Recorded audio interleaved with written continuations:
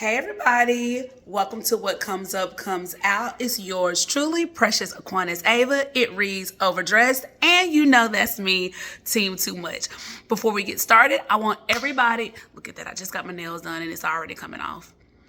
I want everybody to go ahead and subscribe, hit the notification so you can get these alerts, okay? Today we're gonna do something a little different. I have got to prepare for work tomorrow, so I need to get my lunch together. So that's what you all are going to actually see me doing and or observe today. So I hope you're fine with that part. If not, get into it. Okay, so I want to talk about a couple things, all right? So I've been going to my therapist talking about life, and what we determined is that I may have been doing things as an adult since I was a child. And I can see that because my mom, she has 5 girls and she left me in charge when she would go to work. Now, this is when I'm like 13, okay? So it wasn't like, ooh, child labor laws, no, none of that. But my therapist gave me a few words, and I apologize for my persons who are Webster if I say this word incorrectly. What you all see me doing is trying to Google those words so I can have a conversation with you all about it since I'm talking to you on my phone. But for whatever reason, it's not working. Oh no, why not? Okay, here it is. Let me get it to say it for us first.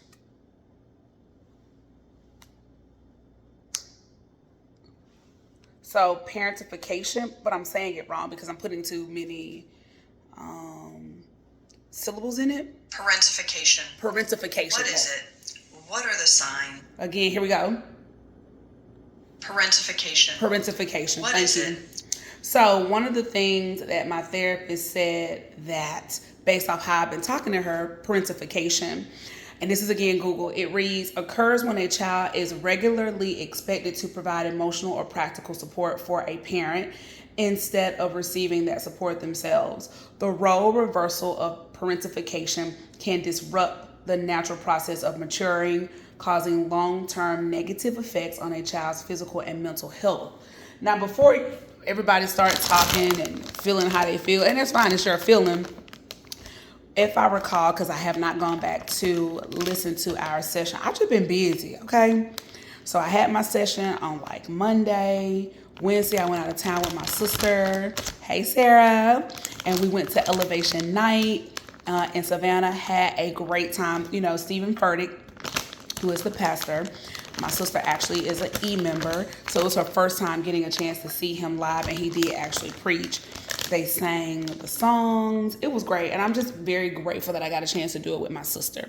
If you didn't get a chance to see my reel on Instagram, you can go there and you can see some of the highlights for my sister and I. So we were there until Friday, and then I went to work as soon as I got back into town. And then I had a date yesterday, and then I had church today. So I just haven't had a chance to really get back and listen to our session. I will at some point because I have another session Wednesday with her, 12 o'clock. So we were talking about some of the things that we discussed in our previous session, and this is what she came to the conclusion of. Now, she doesn't know me, she don't know my family, and she doesn't know Eric. So I was fascinated with her choice of parentification.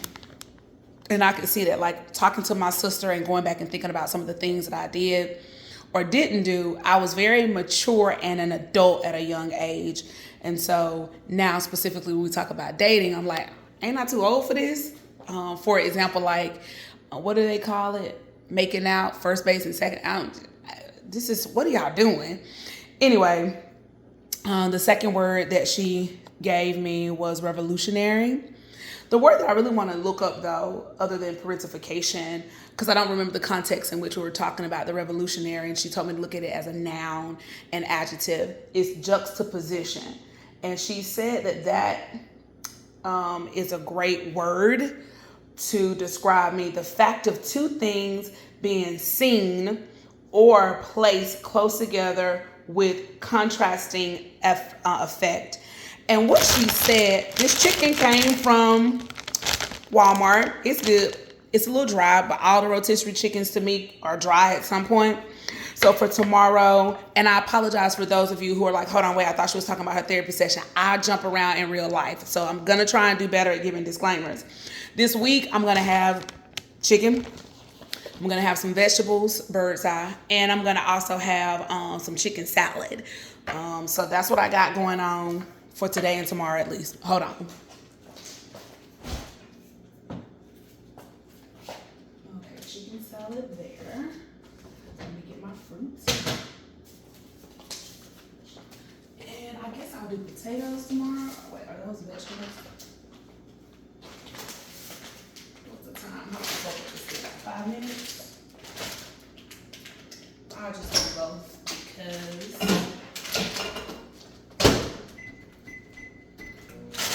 I will. Oh, no, I'll wait for this one.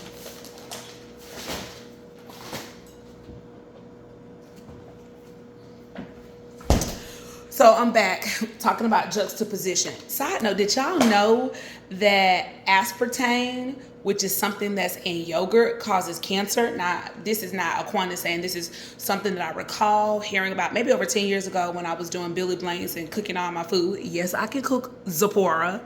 Not just reading instructions. I stopped eating yogurt because of that. The man I went out on a date with yesterday, he was telling me about how he drinks zero beverages, that have zero sugar in it. And he told me that his son said that he shouldn't because of the aspartame. But also they have phenol or phenylalanine. I'm not a scientist and I already know I'm not Tim Gunn. So I'll just show it to you all. Just read your ingredients, people, because there are so many people impacted by cancer and other health issues that we just never saw before. Like Eric passed away from ALS, and I don't recall ever hearing about brown people having it. But when we would go to his appointments, so many brown people were in chairs or coming to these. It was really interesting. And the only thing that I could think that's common is our food and the environment. So I'm gonna pour this out.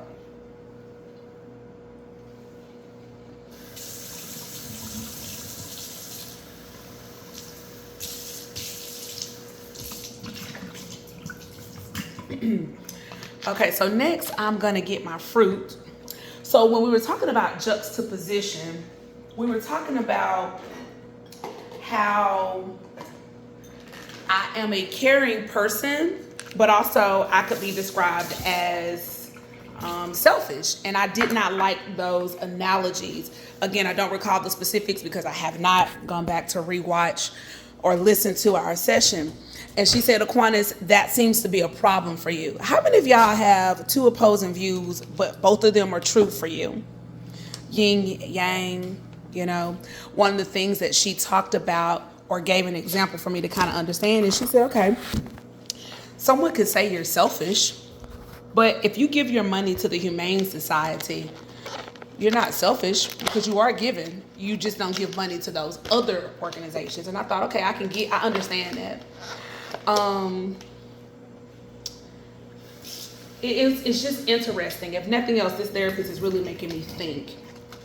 She also asked me a question, and I used the language working class versus a middle class. And we were talking about how sometimes I get accused of not being my own race. I know, surprising, it happens even in 2023. But she said, most people just say, what, Aquinas? I said, middle class? I said, it's interchangeable to me. I haven't looked it up. I'm cutting up watermelon. So somebody tell us what it means in the comments. What's the difference between working class and middle class? Again, I haven't looked it up yet. I'm cutting up my fruit. Anyway, she went on to say, and let me just tell y'all, she has no problem saying what she says to me. And I appreciate it. Because it's a different perspective, and it's just making me think differently. She also had me look up, or wants me to look up projection, and I will do this before I go see her for sure. Just haven't had a chance to, just been really busy.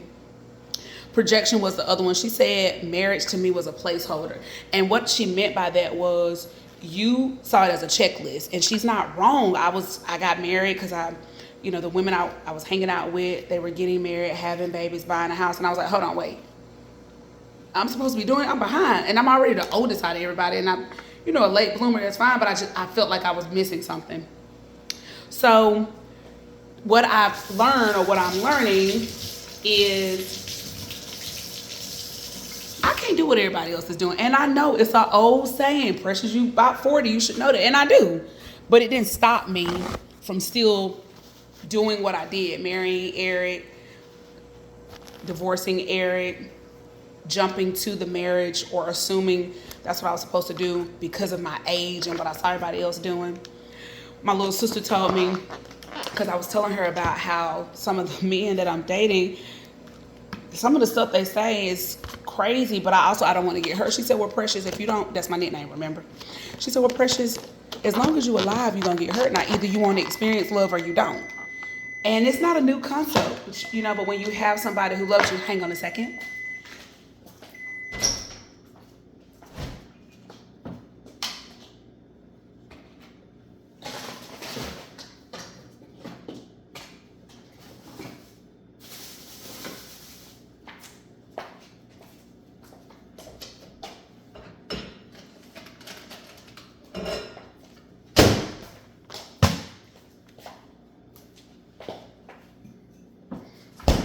All right, thanks, I'm back. But when you have somebody who loves you and who knows you, because my sister, I'm the most comfortable with them because we grew up together. They've seen me struggle and try to be and who I am. But when you have somebody who loves you or knows you, that advice, even though it's not new, can almost seem earth-shattering. So I was like, you know what, my little sister is right. And so I'm trying to not think so much when I go out on these dates. And these men ask me, can they have a kid? And I'm like, y'all don't think that's too early? We just met. One of the other things that I'm learning and that I have realized, just because it looks good, Cinderella married Prince Charming, Ariel ended up with Eric. She had 2 feet, she could sing, she didn't miss her father because he, came to still see her. But just because it worked or looked like that for them, don't mean it's going to look like that for me. And that's what I'm having to wrap my head around. My god sister, Shannon, said, Precious, you've already envisioned things. And if it doesn't look the way you envision, you don't give it a try. And so it made me think she's right. But how did I become like this is the question. And I'm conditioned. Work has taught me, life has taught me, society shows. And so one of the things that I did appreciate my therapist saying was, when we were talking about working class and middle class, I said it's interchangeable to me. She said, no, working class is one step up from poor. I said, well, my mom had 5 kids. We never wanted for anything. I didn't even realize that we were living in the projects until I got in high school, like my junior year. So I didn't realize that. And middle class, she said, is like, they're on the cusp of the American dream. I said, well, we were working class. We're working, we're not afraid of work. So with that being said, I realized that in order for me, not just career-wise, or just not just dating, right? I gotta understand, and I have to remind myself, just because it looked like that'll work, that's not the same for me. And what I want and what I know I'll get is a real relationship, whether it's with a man, with my sisters, with coworkers, networking. I want it to be real and authentic. And she said that we're layers, and that is part of how or why sometimes people feel the need to be one way or the other. You're either selfish or you're a nice, nurturing person. So when we talk about those two juxtaposition, within me, I do have a heart. I'm like, hold on, wait. Because when you say certain things, I'm like, well, then that makes me seem vain and selfish. But when you talk about it and so I was like, okay, that's fine. And she was like, it's like spaghetti or lasagna, rather. You layer. For me, when my cousin, hey Kiki, would cook for me, she would layer it with the noodles, then the meat, then the noodles. Again, now sometimes she'll make it with like zucchini and squash. So good. And we wouldn't have meat in it. But the point is, it's different. And that's what life is all about. So I'm going to continue on this ride. So let's talk about my date, right? I've been enjoying it because I've been getting out of the house and I'm not stuck in that, pick it up here, in that, in the house wondering, hold on a second. Let me turn it so y'all can see. I'm just cutting up in my bird's eye garlic roasted potato so I can have that for my lunch tomorrow at work. And realizing, am I the only one that likes to not only prep their lunch, but like I like to get I feel like school clothes is the word I want to say, but like I like to get my work clothes the day before. Because it's like it makes for a smooth transition. I got the gym in the morning and I don't need my trainer trying to kill me or I feel rushed because now I got to get home, because I got to go to work. Anyway, what was I talking about? Maybe I should stop having side conversations now, remember. Anyway, my date, thank you. So I've shared with you all before that I was on multiple, I didn't even need the spoon, dating sites. I met this young man on Hinge, which could go several different ways, like the hinge of a door, like their hinge, they just got one more. Anyway, at first we weren't going to be able to go out because his father had to have emergency surgery, but then we were able to get together and come to find out he's very close nearby me, which is interesting because it makes me think about how small the world is, but we think it's so grand and we got to go all the way to Paris to get what we want, but it's in your backyard. Conversation was really nice. He's about 8 years older than me. He has 4 kids, really loves his kids. He's devoted to them. He happens to be Latin American. So if you hear me on here saying, ooh, papi, just know that I'm making reference to him, or I may not be making reference because I'm a character. So we got a calzone and we watched Transformers. But what I really enjoyed the most is that we were able to just kind of talk. This would be the first time, if we end up dating exclusively, that I've dated outside my race. Some of y'all comment for me, have you ever dated outside your race? If so, how was it? For me, I just don't want to be the experiment or the guinea pig. And he asked me if I've ever dated outside my race. I was like, no other man has ever come up to me. I said, I'm sure they found me attractive, but no man has ever come up to me. Now, why is it different now? I don't know, probably. And he was like, yeah, that's why I asked the question, because if, we end up together and we go around family functions or whatever, I just need to know how to move. And my family is really open. Yes, we have predominantly brown people in our family, but my sisters, I know at least one of them has dated a peach person, 2 of them. But we're open. But I will tell you, when I did go on a date with a peach man last Sunday, my mom's response was, oh, he's white. And I was like, yeah. So what that told me is, she was perfectly fine with it. She thought he was a nice looking guy. Is I might need to tell my mama, just because she's from a different era and I don't want her to be surprised and I don't want them to be uncomfortable. So that was that. When I got home, because he knew that I had to get to church, he was like, let me walk you to your car.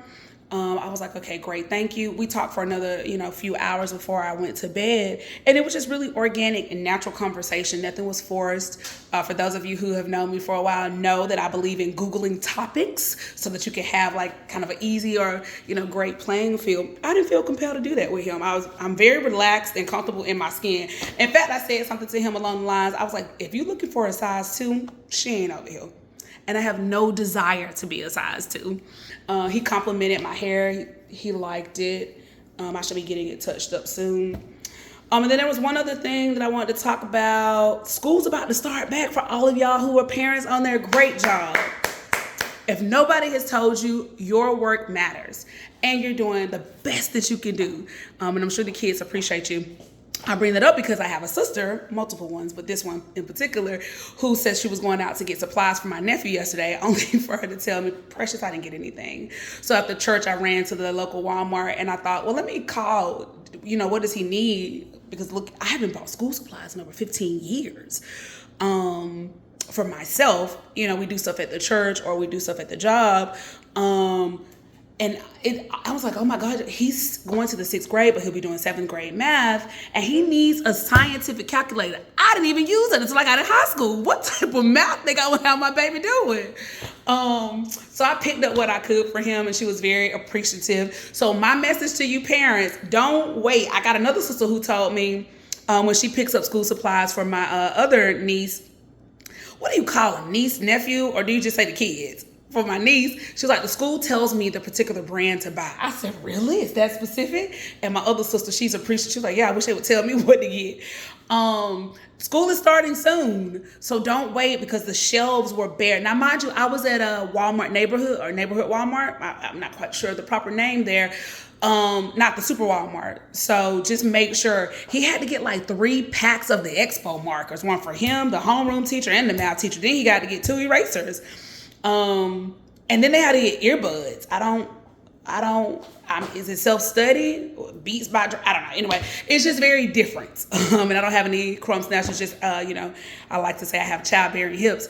But that's a little bit about what I have gone through, what I've been interested in this last week. So this week is a whole new world.